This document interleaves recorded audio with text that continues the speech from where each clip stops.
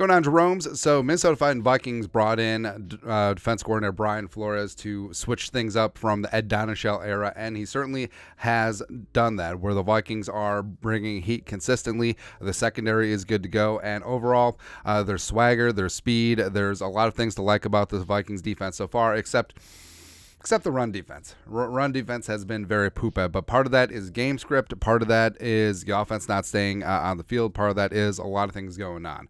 And so far through 2 games, the Vikings are getting hammered against the run. 81 attempts, which is last in the league. And now part of that is the Buccaneers and the Eagles, especially Philly, were trying to salt away the game. But also part of it is the Vikings literally could not stop the run, especially in the Eagles game. So why deviate from that?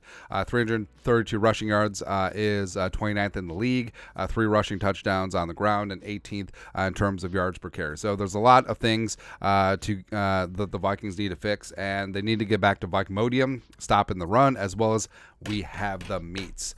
So here are 5 solutions for the Vikings to fix that stupid-ass run defense. Number 1, the offense sustaining drives. Now, this is a lot of Vikings fans' wet dreams where, hey, how could we blame Kirk Cousins for the defense? Now, part of that is the Vikings offense has had a tough time staying on the field. 7 turnovers will do that, as well as 2 3-and-outs to end the Tampa Bay game. They lost the time of possession battle against Philly 2-1, and overall, one hand washes the other. If the Vikings offense, especially the running game on the offense, is able to sustain drives and run the clock, the defense stays fresh later in games, and they're not worn down, they're not getting after it, and that whole thing. So, yes, part of the Vikings' poor run defense is on the offense. Next up, number 2, personnel-wise, signing Linval Joseph. That's right, man. If only there was a run-stopping nose tackle who can still give you some 2-down work. No, he's not, prime Linval Joseph, who could also rush the passer, but a guy who can absorb bodies, a guy who lives in the Twin Cities, a guy who wants to be part of a team this year, a guy who trains at TCO Performance Center Bar and Grill, and a guy who played last year for the Eagles. Philly's defensive line was whatever last season, and then they signed Linval and Ndamukong Suh in one fell swoop. And the Vikings could and should be looking to add some free agent help, whether it's Ndamukong Suh, whether it's Linval Joseph, whether it's Akeem Hicks, who has always given the Vikings problems. Are these guys a little bit past their prime? Yes. But can they still absorb bodies and stop the run? Yes. And anything you get out of them as a pass rush is a bonus on top of things. Next up, way number 3, the Vikings can fix this run defense. Play heavier personnel. Now, the Vikings and Flores, ideally, they want to play sub-package everything. 3-man defensive front, 2 linebackers. You have Metellus in as a de facto linebacker as well, a bit of a modified dime, and that's what they want to do. But this Vikings defense is built to play downhill. They're built to play with a lead where the other team gets in a pass heavy game script, and they're able to pin their ears back and get after things. And that's what they want to do. We've used this analogy before. They're built very similar to the 2006 Indianapolis Colts defense, but if you get in a game script spot where the other team can run the ball with a plum and they're able to just punch you in the face over and over and over again, you got to be able to adjust. And that does include playing 3 linebackers. That does include playing 4 defensive linemen. That does include moving Harrison Phillips, who has played like a man with his hair on fire, off the nose. And we've said this time and time again, ever since Phillips signed here. He's not what you want in a true blue 3-4 nose tackle. He's a great defensive lineman.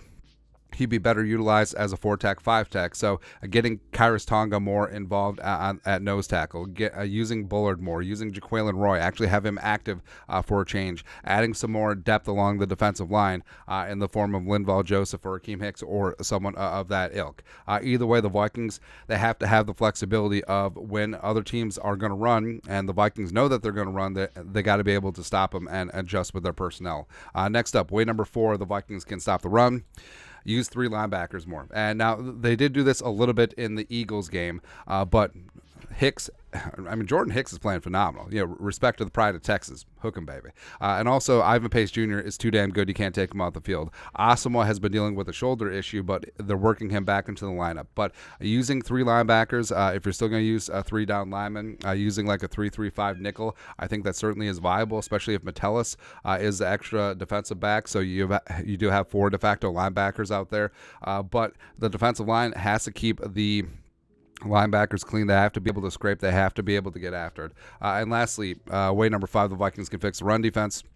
Stress fundamentals. And that's what's tough, too, where I'm not a great, beautiful football mind, but just seeing small things that are stressed in high school, middle school, pee-wee football just go wrong with the Vikings run defense. It's rough, and it was rough last year, and it was rough through 2 games this year. And it is, players just getting moved out of their gap, or losing gap integrity and discipline, or losing contain on the outside. It's just small fundamental things like that. It comes down to coaching. It is all fixable, which is good. But overall, just getting larger personnel out there.